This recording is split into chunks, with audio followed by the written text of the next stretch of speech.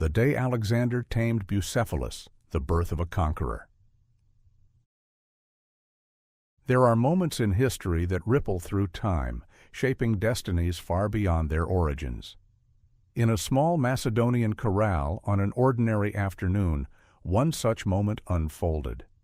A boy no older than 12 stood before a beast feared by all, his gaze steady, his mind already plotting. His name was Alexander, and this is the story of how he tamed Bucephalus, the untamable horse, and began his journey to reshape the world. Part 1. The Horse. No one could tame. The Macedonian sun was high and relentless, its heat pressing down on the crowd gathered outside the palace of King Philip II. Nobles and commoners alike were drawn to the spectacle. A horse, black as midnight, rearing and snorting in defiance. The animal's strength was evident in every movement, its muscles rippling as it resisted every attempt to mount or control it. Bucephalus was no ordinary horse. Brought to Macedon by a Thessalian trader, the horse was enormous, larger than any the kingdom had seen, with a wild mane that seemed to catch the sunlight like flames. The trader demanded a steep price, boasting that the horse was destined for greatness. But the demonstration had gone poorly. Several of Philip's finest riders had tried to mount Bucephalus, and each was thrown unceremoniously to the ground. The horse was deemed untamable. "Send him back," one adviser muttered. "He's a beast, not an asset." Philip frowned. The king was not a man who wasted coin, and the horse had already proven too dangerous to keep. His thoughts were interrupted by the voice of his son. "I'll tame him." The crowd turned to see Alexander, barely more than a child, stepping forward. His tunic was dust-streaked from morning training, but his posture was confident, his gray eyes gleaming with determination. The court erupted in laughter. Philip, however, silenced them with a gesture. He knew his son was no ordinary boy. "You think you can do what my finest men could not?" he asked, his voice a mix of amusement and curiosity. "If I fail," Alexander replied, "I'll pay the price of the horse myself."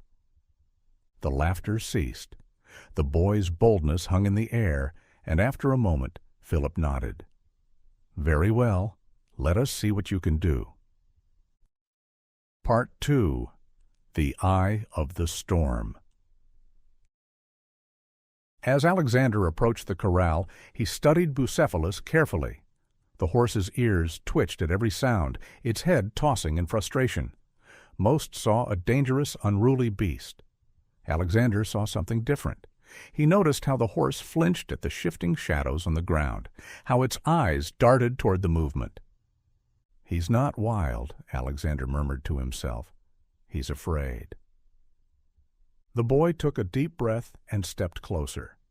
The crowd watched, expecting him to be thrown back or trampled. Instead, Alexander spoke softly, his voice steady and calm. "Easy," he said. "There's nothing to fear." To everyone's astonishment, Bucephalus stilled. Alexander moved to the horse's side and grasped the reins gently. He turned the horse toward the sun, positioning it so that the shadows that had terrified it were no longer visible. The animal relaxed. Then, with a swift motion, Alexander mounted Bucephalus. The horse reared, but Alexander held firm, his hands steady on the reins, his legs gripping the horse's sides. He did not fight the animal's movements. Instead, he flowed with them, guiding the horse into a wide circle around the corral. Gradually, Bucephalus settled, its steps becoming smooth and controlled. A cheer erupted from the crowd. Alexander rode the horse back to his father, dismounting with an almost theatrical ease. "This horse is mine now," he declared, grinning. Philip stared at his son, a mix of pride and awe on his face. "My boy," he said, loud enough for all to hear, "you must find a kingdom large enough for your ambitions. Macedon will not suffice." Part 3. Lessons in Leadership. The taming of Bucephalus was more than an impressive feat. It was a demonstration of Alexander's natural leadership and his ability to see what others could not. While others approached the horse with force, Alexander used observation, empathy, and strategy. This moment became a cornerstone of his identity and the way he would lead throughout his life. Alexander's bond with Bucephalus grew over the years. The horse became his trusted companion, carrying him into countless battles. For Alexander, Bucephalus symbolized the unyielding spirit required to conquer fear and the importance of understanding those he sought to command. As he trained with his father's army, Alexander often recounted the lessons of that day. "A leader must see beyond the obvious," he told his peers. "Strength is not enough. You must understand what drives others, their fears, their desires, and guide them accordingly." Part 4. The Shadow of Ambition. By the time Alexander ascended to the throne at 20, following Philip's assassination, he was already a proven commander.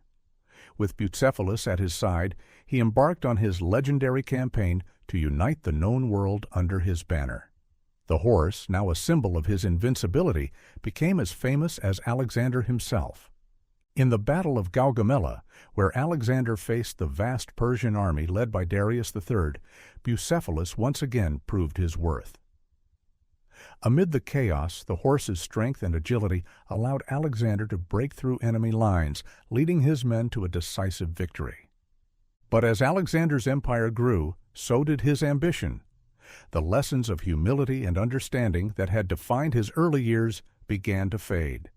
The boy who had once calmed a frightened horse with kindness became a man consumed by the need for conquest.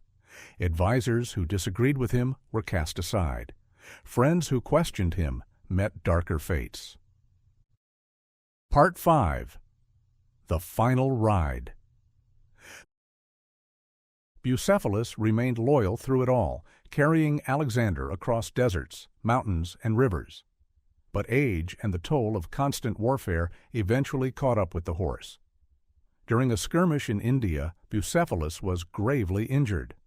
Alexander, who had faced countless enemies without flinching, wept openly as his beloved horse took its final breaths. In honor of Bucephalus, Alexander founded a city near the site of the battle, naming it Bucephala. It was a rare moment of vulnerability for the conqueror, a reminder of the boy who had once turned a frightened horse toward the sun. Part 6. Legacy. The story of Alexander and Bucephalus has endured for millennia, a testament to the power of empathy, courage, and vision. It reminds us that great leaders are not born from brute strength alone, but from the ability to understand and inspire those they lead. As for Alexander, his conquests would eventually stretch from Greece to India, shaping the course of history. But the lesson of that fateful day in the Macedonian corral stayed with him to the end, a quiet echo in the whirlwind of his ambitions. In the end, the boy who tamed Bucephalus became the man who tamed empires, but never himself.